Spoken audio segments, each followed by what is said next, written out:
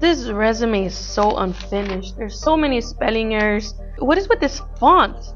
This one's too long. What is with these dates? I don't have time for this.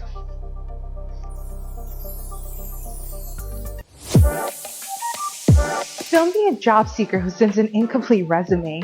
Be a job seeker who sends a great resume worthy of an interview. Want to know some good tips on how to write a resume? Grab a pen and paper and let's get started.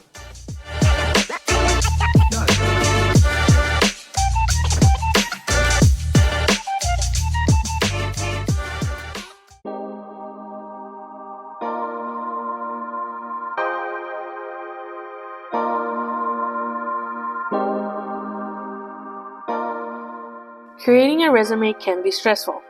Not knowing where to start, what to put in, how much to put in can be difficult.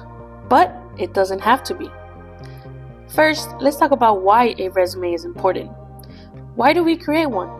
Why do we have to submit one when applying for jobs? And lastly, what are some key statistics in having an outstanding resume? According to Forbes magazine, it only takes 6 to 8 seconds for a recruiter to review your resume. In addition, 83% of recruiters say they're more likely to hire a candidate who has tailored their resume to the specific job they are applying for. Think about it like this: it is your brand. Your resume communicates who you are and what sets you out differently out of a sea of applicants. Ultimately, the purpose of your resume is to set you up for an interview. And we have to keep in mind the applicant tracking system. What is an applicant tracking system? An applicant tracking system, or ATS for short, is a system that is given directions to look for certain keywords in the resume that match the job description. Let's say you applied online. One of the requirements is to send in your resume. Hey, can I see your computer real quick, please?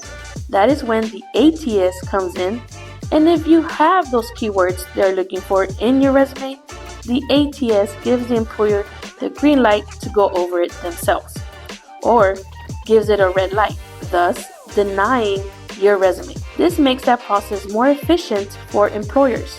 But why? As we know, employers only take a couple of seconds to look over your resume, and they often have hundreds of resumes or more to look at daily or weekly. Now, let's go over some tips that may help you polish your resume and get that interview. Let's get started. Here we have resumes for an accounting position. Let's unpack the following 2 resumes we have here. You can pause the video if you like, but remember, we're only going to give you a few seconds, as it only takes 6 to 8 seconds for an employer to make that first impression. Which resume would you choose to call back for an interview? If you chose the one on the right side, let's talk about why this resume is not acceptable. But if you chose the one on the left side, you are correct. Remember, most resumes get a few second scans for the first time. From this, a decision is made to look further or not. We are doing a live correction on this resume, so please follow along. So let's zoom in. Let's talk about the first correction. Taylor Trainer's name and heading looks messy, right? That's because the color and font is not consistent with the rest of the resume. Usually, the font size suggested to be used on a resume is between 10 and 12 points. But when it comes to your name or the heading, it must be 6 points larger. I know when I was creating my resume, I was having too much fun with all the different font styles and colors. But remember, a resume is a professional document, so choose a font style that you can use throughout the resume. A good font example includes Times New Roman and the Verdana font style. Let's revise her contact information and email address. For the email address, let's use a more updated email platform such as Gmail, Outlook, Hotmail, or iCloud, and avoid inappropriate puns or names. As you can see, Taylor has her full address on her heading. That needs to be changed. Why? Nowadays, you do not have to input your whole address. You can just use the city and state. Now that we have tackled the font, sizing, and contact information, let's move on to the information that you will need to provide in your resume. What you need to look at now is the job description of the job you are interested in applying to. Here we have an example of a job description that aligns to what Taylor is looking for, which is accounting. We finished looking at the accounting job posting. Let's look at the summary next. Your summary should catch the employer's attention immediately. Why? The purpose of a summary is to give potential employers a quick overview of your qualifications and to encourage them to read on. A well-written summary can help you stand out from other applicants and increase your chances of getting an interview. As you can see, we are updating Taylor's resume with a summary more suitable for the accounting job posting. Some things to keep in mind. Keep it concise. Your summary should be no more than 2 or 3 sentences long. Focus on the skills and experiences that are most relevant to the job you're applying for. Use keywords. Incorporate keywords from the job description into your summary. Be specific. Use specific examples to demonstrate your skills and experiences. Tailor it to the job. Customize your summary for each job you apply for. Looking at her experience together, we can see that some of her work experience does not apply to the accounting job posting. It may look like great experience, but it is not relevant to her interest in accounting. Let's fix that. As we go ahead and input relevant experience, here are some tips to keep in mind when inputting your experience. Number 1, use bulleted statements. An employer is not going to take the time to read lengthy paragraphs per job experience, so let's keep it, number 2, short and concise. Using 2 to 3 bulleted statements summarizing what you did at your previous job will give the hiring manager a good sense of what you did previously, and it won't be too long. Number 3, quantify. Using numbers, percentages, and how much you were able to profit for your job is an effective way to demonstrate your value and highlight your accomplishments in prior positions. In a competitive job market, it is important to make sure that you are giving yourself every available advantage. Using precise quantities implies that you have the data to back up your claims, which means that you are not embellishing. It also demonstrates that you are results-oriented. Quantifying your performance on a resume is one of the simplest and most effective ways to make it more memorable and impressive. Number 4, action verbs. When starting your bulleted statements, you do not have to include I, we, or me statements. The resume is already in your name. They know who it belongs to. Using action verbs such as manage, cultivated, accomplished, created, etc., just as an example, is the way to go. Bold, italics, underlining, and capitalization can highlight certain information you want to emphasize. Don't overuse these enhancements, otherwise nothing really stands out. Have you noticed how Taylor's dates are a bit inconsistent? It makes the timeline in her work experience unclear. Here where we see 0617, we do not know if that is the month and the day she started or the year. A good rule of thumb is always having the month and year displayed from most recent job up until the past 5 years. Because remember, we do not need to put unnecessary information that does not align for what we are applying for.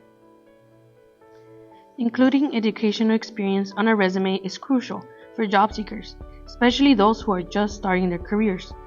While professional experience is the heart of a resume, educational experience can make a great impression as to the personality, determination, and ability of the job candidate. Listing your education on a resume should be strategic and concise. It's essential to highlight the most relevant and recent educational experiences that align with the job requirements.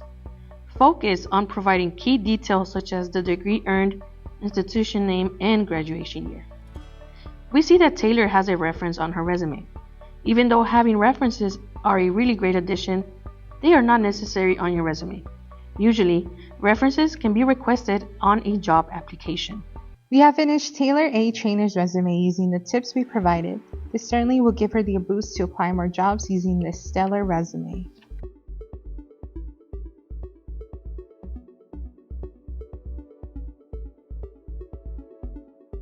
If you have a degree from your home country and you're now a job seeker in the United States, you may want to draft a completely new resume. What's using your home country may not be acceptable here in America. We are showing some examples of a do's and don'ts resume and some key tips. Don't attach a picture of yourself to your resume. In the United States, a personal picture is not required. Don't include unnecessary information. The amount of personal identifying information that you include also varies by country. In some Latin American and East Asian countries, it's common to include personal information about your gender, religion, health status, age, and marital status on your application. Other areas like Europe and North America require less personal information in resumes and even classify it as illegal to require candidates to disclose so that they avoid any potential discrimination. Do advocate for yourself. Don't be afraid to tell employers about your accomplishments.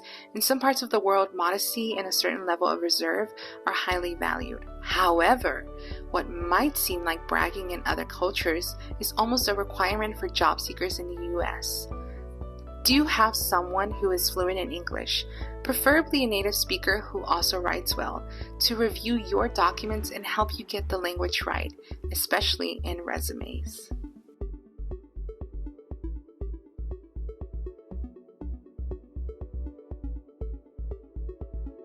Now, let's look at a resume of an entrepreneur or small business owner.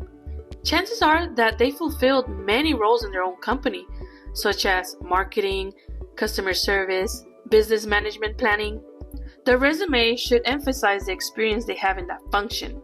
For example, if you're applying for a position as a sales manager or sales associate, you can claim to have filled that role within your own company. How does your experience as an entrepreneur help?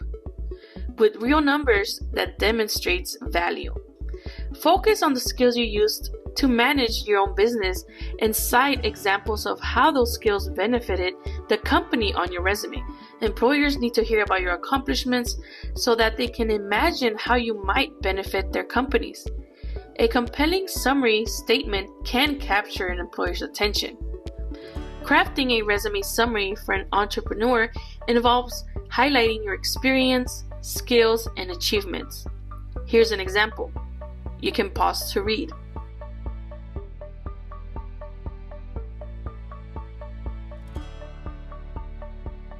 Are you someone who wants to pursue a career in trade work? Don't know exactly what to emphasize in your resume as a skilled tradesperson? We have Elijah Hartman, who is an expert in heavy tractor mechanics. In the competitive landscape of heavy tractor mechanics, the information included in a resume is extremely important. Why? Because as a skilled tradesperson, you want to show not just how well you know to operate heavy machinery, but the hands-on experience you've gained. Your resume is your table of contents that needs to highlight the range of your craftsmanship. In this intense industry, the resume is a tool that communicates not only the skills, but the commitment that make a heavy tractor mechanic an asset to any team. If you obtain your GED or high school equivalency, or completed a English as a second language class, or some type of certification program, make sure to add that to the education section of your resume. Taylor Trainer obtained her GED at the Alliance, so we went ahead and added it to her education section. Remember, educational experience can make a great impression as to your determination. Thanks for watching. We hope you enjoyed this video. We're the Navigator team at Workforce Solutions. Huge shout out to Workforce Solutions Northline for hosting us. If you need further assistance, come check out the Northline Career Office or any other participating career offices in the Gulf Coast region. And don't forget to like, share, and subscribe. And that's a wrap. I'm Esmeralda. And I'm Anastasia. See you again soon. Bye.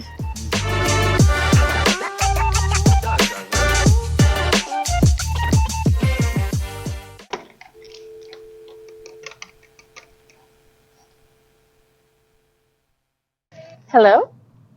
May I speak with Nicole Sandoval? Hi, this is Nicole. How can I help you? Hi, Nicole. This is Esmeralda calling on behalf of Jennifer Quintanilla.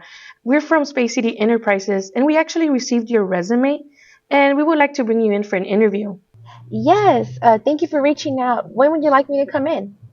Well, it looks like Jennifer has an opening next Monday at 2 p.m. Does that work for you? Yes, that'll work just fine. Let me pull over to write down the information. That's okay. I do have your email. Is it okay if I send you the details of the interview there? Yes, that works perfectly just fine. Thank you so much, and I look forward to seeing you next Monday at 2. All right. See you then. Yes! I got the interview.